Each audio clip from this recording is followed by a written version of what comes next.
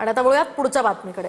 कुणालाही सहजपणे महापौर बसवणं मुंबईमध्ये तरी सोपं नाही असं राऊत म्हणाले। कोणत्याही स्थितीत शिंदेंचा महापौर होणार नाही। मुंबईमध्ये कुणाला बसवायचं हे दिल्लीतूनच ठरलंय।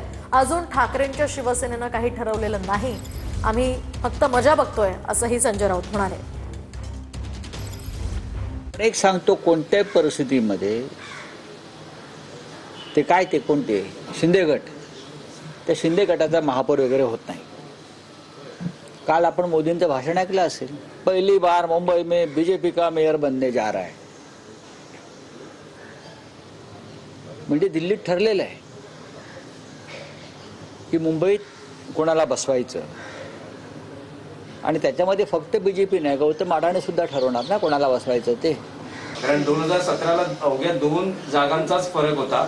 82 भाजप होते, 84 शिवसेना होती। त्यावेळेस देवेंद्र फडणवीस आता 4चा फरक आहे, आता 4चा फरक आहे ना।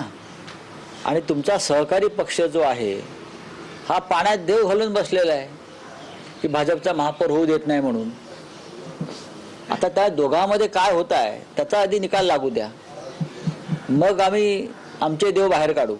भाजपचा महापौर ज्या क्षणी होईल त्या दिवशी मुंबई शोकसागरात बुडेल। राऊतसाहेब, महापौर पदाच्या या एकूण शर्यतीत शिवसेना उद्धव बाळासाहेब ठाकरे पक्ष आहे की विरोधी पक्षात बसण्याचं ठरवलं? नाही, बघा, अजून आम्ही काहीच ठरवलेलं नाहीये। आता आम्ही फक्त मजा बघतो। तुम्ही आता म्हणताय की महापौर तुमचा का नाही होणार, तर तुमच्यासमोर 2च पर्याय दिसत आहेत। एक म्हणजे मी असं म्हटलं नाही का नाही होणार, मी कुठे असं म्हणालो का होणार।